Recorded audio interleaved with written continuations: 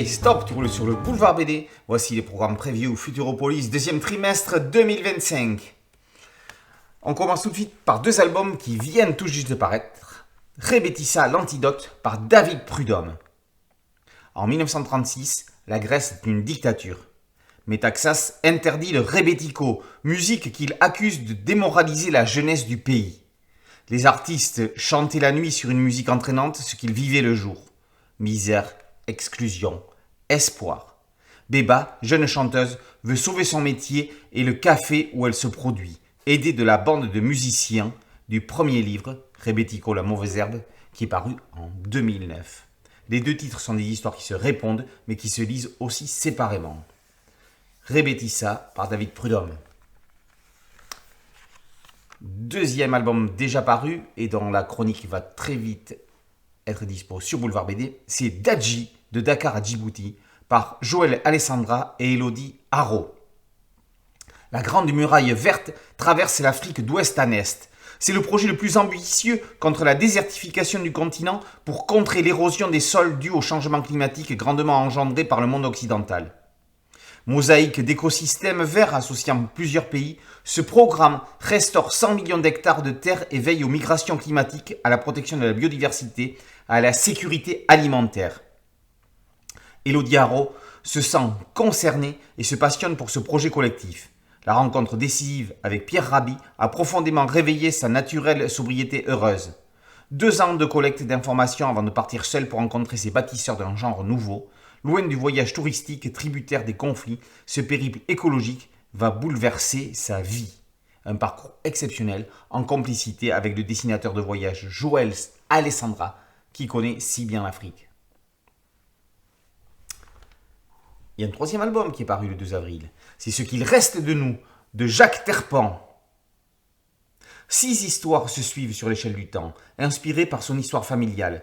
Et les lectures de Pierre Michon, Marie-Hélène Lafont aussi.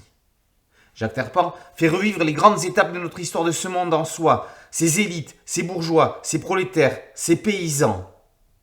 C'est ici le grand récit du monde rural qui s'éteint et le dernier livre de bande dessinée de l'auteur des 7 cavaliers. Ce qu'il reste de nous, un récit très personnel et crépusculaire en somme. Passons au mois de mai, avec Méditerranée, histoire d'un continent kaléidoscope, par Aurel. Tous les Européens ne sont pas méditerranéens, mais tous portent l'héritage culturel, historique, culinaire et politique de cette zone géographique. La Méditerranée est bordée par 3 continents. C'est une mer monde, au carrefour des cultures, depuis des milliers d'années. Espace maritime de passage pour explorer, passer, migrer, coloniser. Est-il possible de faire le tour de la Méditerranée ? Ne devrions-nous pas parler des Méditerranées, tant la culture et l'histoire de cette mer est riche, variée, ancienne ? Le sujet donne le vertige. Documenté, et grâce aux discussions avec d'éminents spécialistes, qu'ils soient linguistes, historiens ou artistes, Aurel signe un portrait sans précédent en bande dessinée de notre mer continent. Toujours le 7 mai, Les Oies cendrées par Alice VDM et Cyril Legray. Depuis le décès de sa femme, Arthur, 70 ans, attend la mort dans sa propriété suédoise. Quand Gabriel, le 20 ans, son cadet, vient camper pour la nuit sur son terrain, il ne reconnaît pas cet ancien étudiant qui n'a jamais cessé de l'aimer. Arthur l'a oublié, comme il s'est efforcé d'oublier ses désirs interdits. Un récit tendre, optimiste et drôle sur les désirs inassouvis qui nous poursuivent jusqu'au crépuscule, héritier des petits ruisseaux de Pascal Rabaté. L'adaptation de La vie devant soi d'Émile Ajar par Manuele Fior, c'est aussi pour le 7 mai. La nouvelle édition est un livre déjà paru en 2017. Paris, Belleville, Momo aime Madame Rosa. C'est l'histoire d'amour d'un petit garçon arabe pour une très vieille femme juive.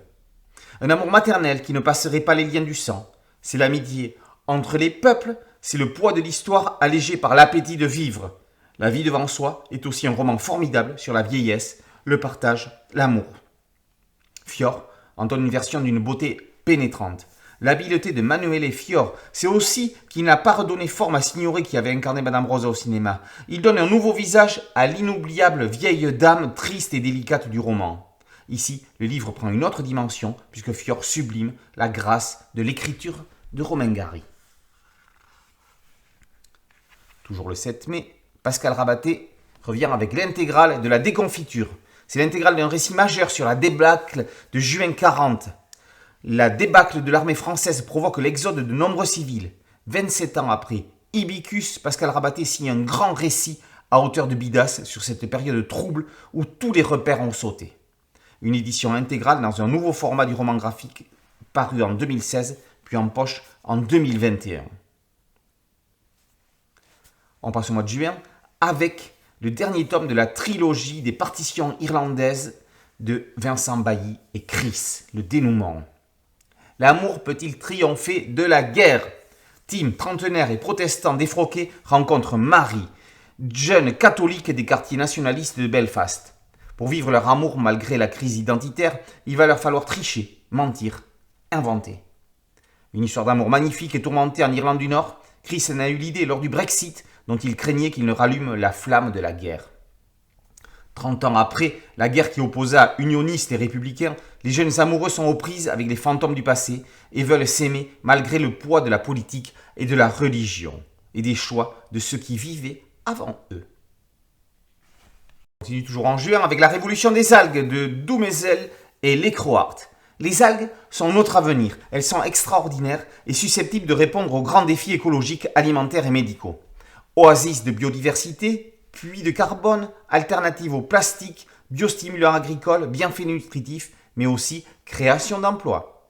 Vincent Dumézel, conseiller à l'ONU, éminent spécialiste des algues, invite à un autre regard sur les océans pour comprendre notre histoire.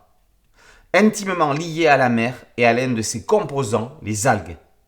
Étienne Lecroart, membre de l'Oulipo et de l'Oubapo, ouvreur de bande dessinée potentielle, nombre de ces bandes dessinées sont basées sur des contraintes formelles. Il illustre ici cette enquête de Vincent Dumézel, la révolution des algues.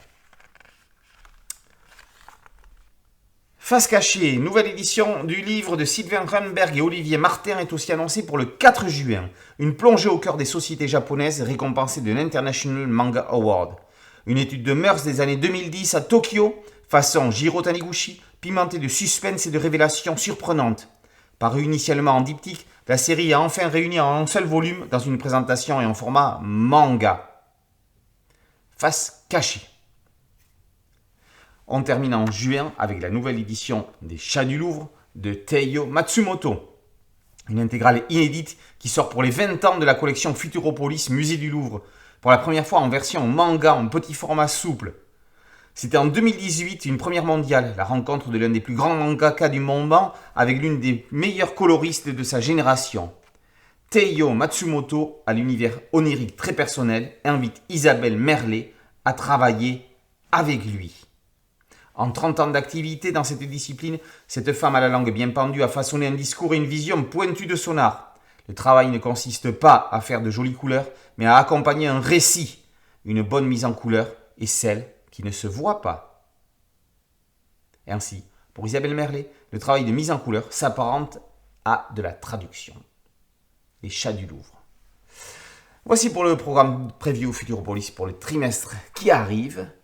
N'oubliez pas que Boulevard BD, c'est un site dédié, une chaîne YouTube et un podcast audio. Merci de liker, de partager et de vous abonner. A très bientôt sur Boulevard BD. Ciao.